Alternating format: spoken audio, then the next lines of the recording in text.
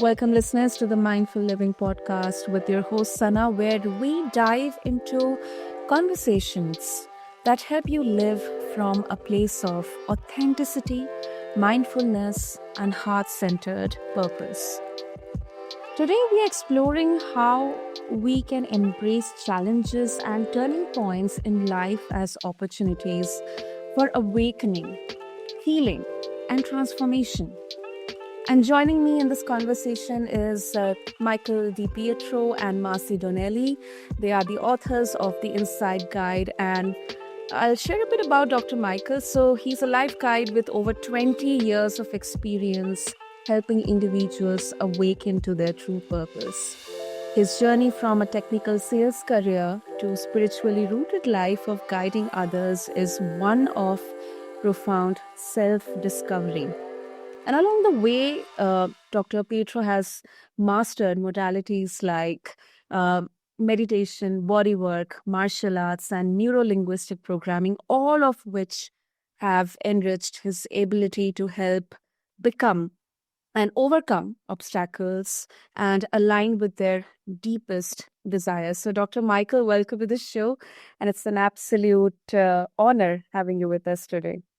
Well, thank you. Thank you. It's a pleasure to be here, and we're excited for the conversation today. Lovely. That's lovely. So, Marcey and Dr. Michael DiPietro, welcome to the show to both of you. And of course, I'm excited to have this conversation. Thank you. So, Michael, question to you. So, your journey began with a career that on paper checked all the boxes for success, but it didn't align with your deeper sense of fulfillment. So if you can share, what was the pivotal moment that made you realize you needed to change course, and how did you find the courage to step into the unknown? I think for me, my technical career never really took off. It was mostly in my 20s. Mm-hmm. And so I had a spiritual experience at around age 30 that really redirected my life and got me more focused on the inner work, on this path that I've been on for 30 years now. So for me, it wasn't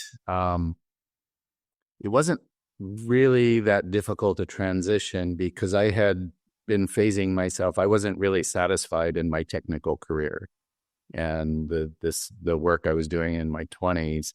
And I think in our 20s, we're still exploring everything that life has to offer. So I pretty easily redirected course. And then it was really like, how do I make a living at this? How do I begin to follow my passion and turn that into something that is our right livelihood, right? So that journey just was a commitment and a progression and a lot of time, just one step at a time, and you keep going. You keep moving forward in the direction that feels authentically correct for you. That makes sense. I think many listeners can relate to this feeling stuck in a life that looks successful from the outside, but it feels empty inside. Yeah.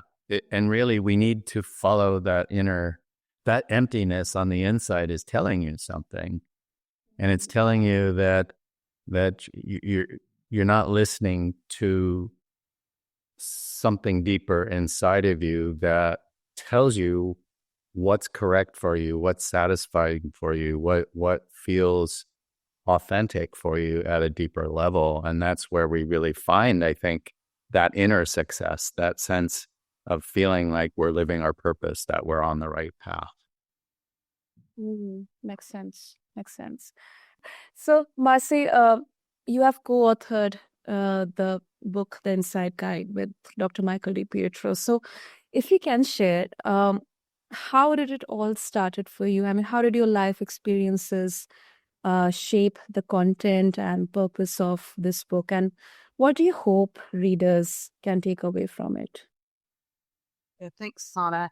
Actually, the conversation that was just brought up, feeling like you're living a life and that there appears to be success, and on paper it looks you look successful, but still something is brewing inside of you. Where for me, and that's where my path crossed with Michael's, I had this need that wasn't being met.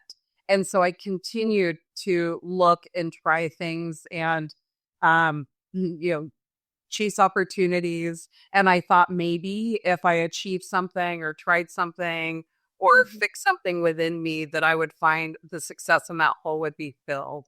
And it just never was. And so when I met Michael, I kind of just thought that, gosh, there's this thing that feels a little bit off, but really taking time to investigate that and be curious about what that feeling is really led me to the work that we're doing now, which has been Michael's work over the past 20 or 30 years, which is really living from a place of purpose. And as mentioned, I'm in finance. So how does that show up? Well, now it shows up in every part of my life. And I think that's really what my intention was with working on the book, which is, we've had these, we call them mountaintop experiences, where we feel deeply connected and in this space of love and flow. And I want to bring that into daily life. And I would love for readers to be able to be curious about what's actually going on within them that's kind of disconnected them from a place where they could realize a life of ease and flow in day-to-day relationships and all forms or all places in their life. So that's really kind of the intention. And that actually is where I started in this journey, with Michael about 7 years ago. Wow. Wow. That is inspiring. Marcel, thank you for sharing this with all of our listeners. So, Michael, you have worked with numerous modalities, like body work, meditation, martial arts, and also NLP. How do you determine which approach best fits a client's needs, and how do these modalities complement each other in fostering transformation? Yeah. So I think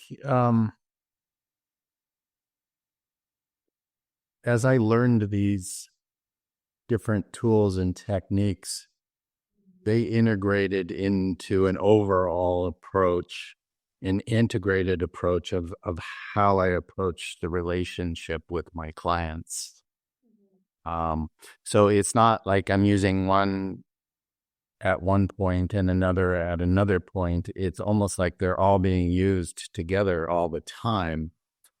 Neuro-linguistic programming, or NLP, is a premier tool set for really understanding how people communicate and how people put their reality together neurologically from an inside perspective. So that helps us really unpack the world of the client and the listener to understand and be able to step into their world and work in their frames of reference in a way that allows it to be more natural, more easy to create the changes. We don't have to feel the resistance so much. And then the body modalities that I practiced in are really helpful because experientially, we want to ground everything we're going through in the body and feel it as an experience in our bodies, so that we're not just having a theoretical understanding of something, but we're actually living the felt experience of a new reality, of a more positive way of moving forward in our life. So I think those different modalities all come together in the way that I approach the work. I love the idea that transformation isn't one size fits all.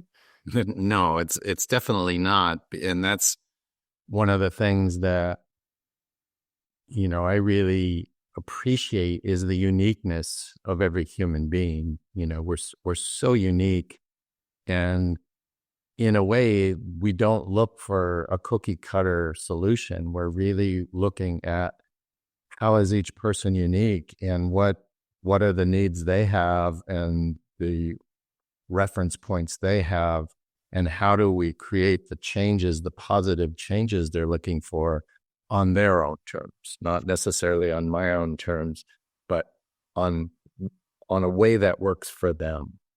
So that's really, I think, what makes a big difference. Makes sense. Also, another interesting aspect of your journey, Michael, is you have spent time in both Buddhist and Benedictine monasteries, which are rooted in different traditions of mindfulness and contemplation. Since our podcast, it's all about mindfulness. I'm very curious to know what insights you got from those experiences that have influenced your approach to guiding others. Oh, yes. I prefer to use the word contemplation. So there's meditation, which helps our mind calm down. And there's contemplation, which helps us live from the heart and be heart-centered and loving-centered. And I think these approaches, they're both what I would call mystical practices. And that means whether it's Buddhism or whether it's mystical Christianity, I think it's really about trying to tear down the concepts and the structures in our mind so that we're living in the body and we're living in the heart. And so a lot of these practices and these contemplative approaches are really calming the mind, giving yourself enough time and space in a quiet, peaceful environment so that your mind begins to calm down.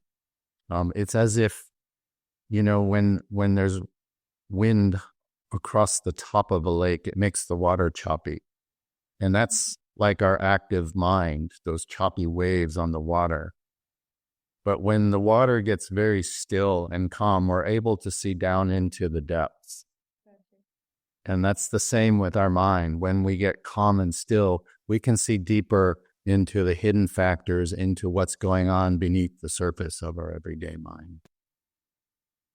That's lovely. That's lovely. Michael, Marcey, would you like to add anything, share anything about how mindfulness may have helped you? Yeah, it's as Michael's talked about contemplation and meditation. I've noticed that if you could take time, whether it's 5 minutes, 10 minutes, whatever the time is during a regular day, and make some type of regular practice, and it could be sitting quietly or journaling, that for me, I found there's some mystical something that happens, and it's like we've talked about, like the space between our breath.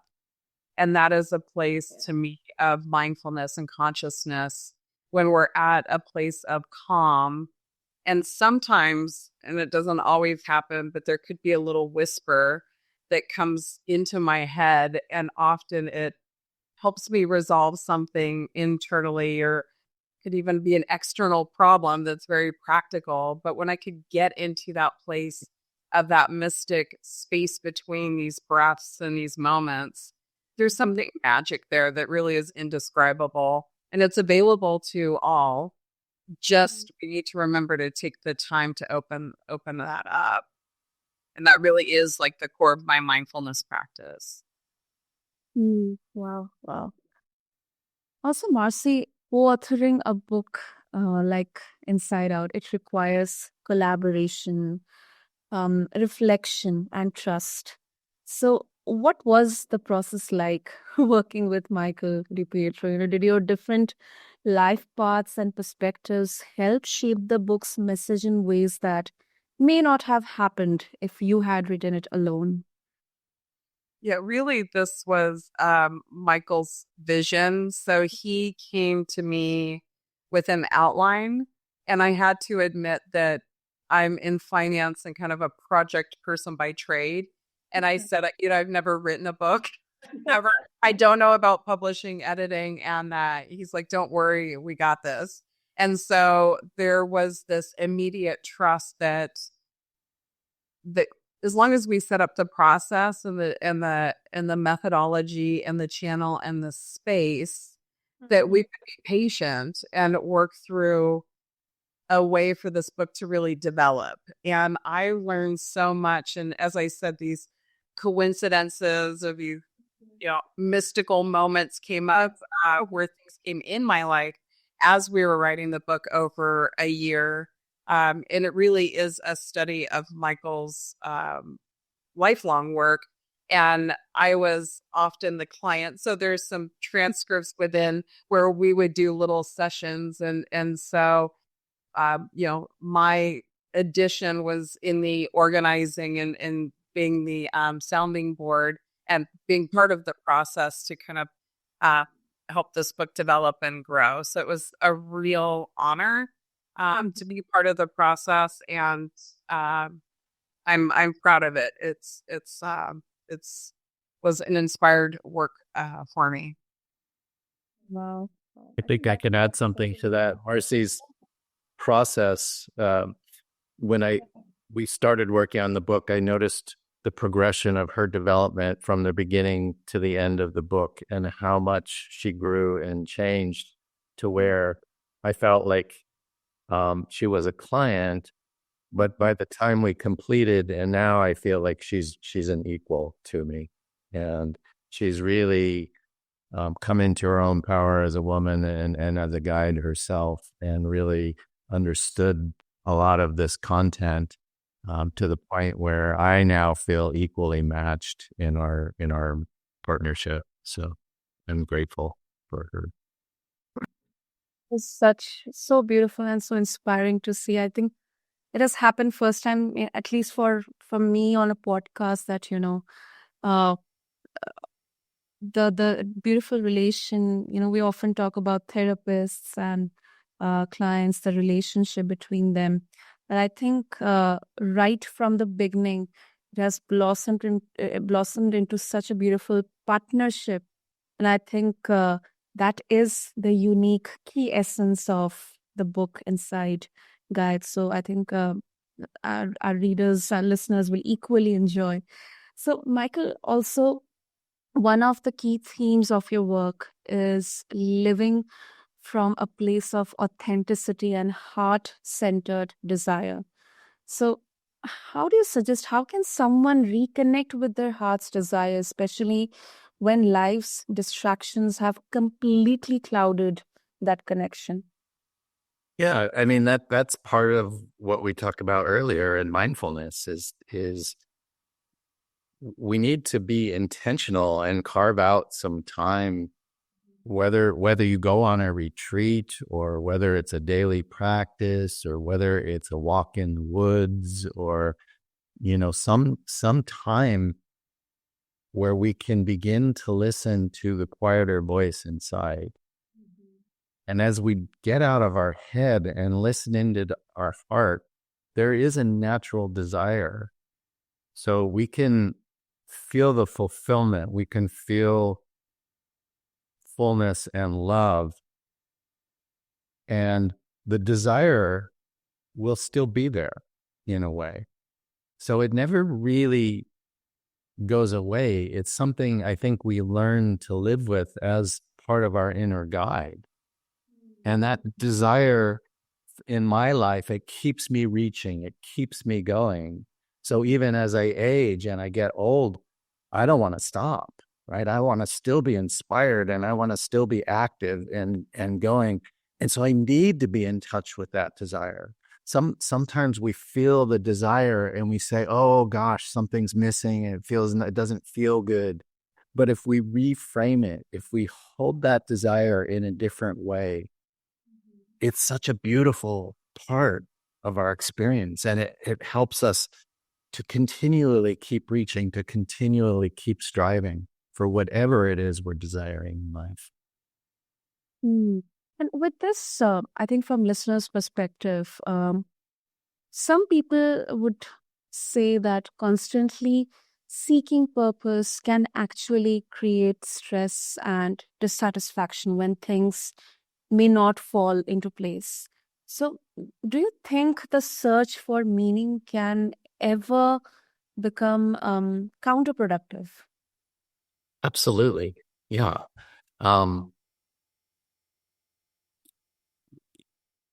there has to be a difference between desire and obsessive grasping. So if the desire starts to become grasping and need, like it's a need, and it changes the quality of it, and that's where I feel like it's not useful.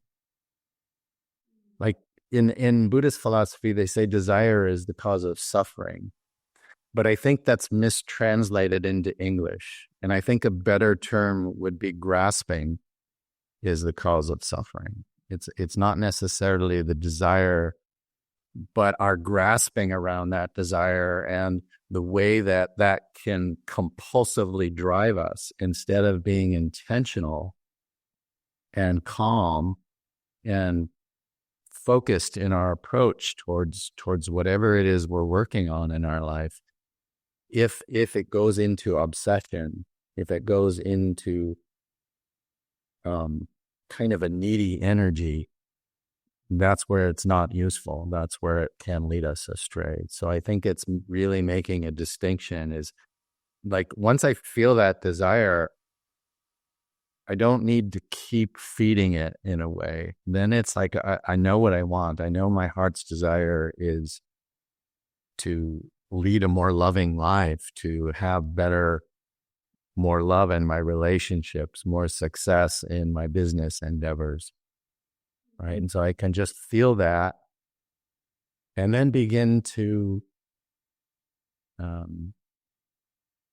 gently and easily and joyfully work towards those outcomes. Right. They don't have to be a problem. They're just helping me point the direction. Does that make sense? Absolutely, absolutely, Michael. I think so. I know, I mean, it can be really, uh, it may take time to put everything, but I think it definitely makes sense. Definitely.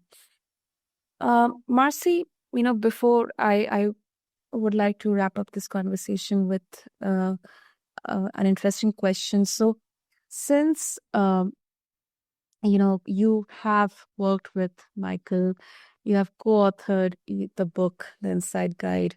So I think firsthand, I think there wouldn't be any better person to answer this question. So for those who feel disconnected from their inner selves, maybe due to a past trauma or life's distractions, what advice do you offer to help them reconnect and rebuild that relationship with themselves? Yeah, that's a great question, Sana. The biggest shift that immediately happened for me was hearing that I really am not disconnected, that I am whole and present, complete in this moment. And the disconnection is something to be examined and worked through, but it's not a disconnection from your self. It's a perception that we're disconnected and something is wrong when really nothing is wrong. So putting a little bit of a way to reframe that gap, I think was really, really helpful and pivotal to hear that. So that would be my place to start, is sitting with knowing that in this moment, I'm whole and complete exactly the way I am and safe in this moment.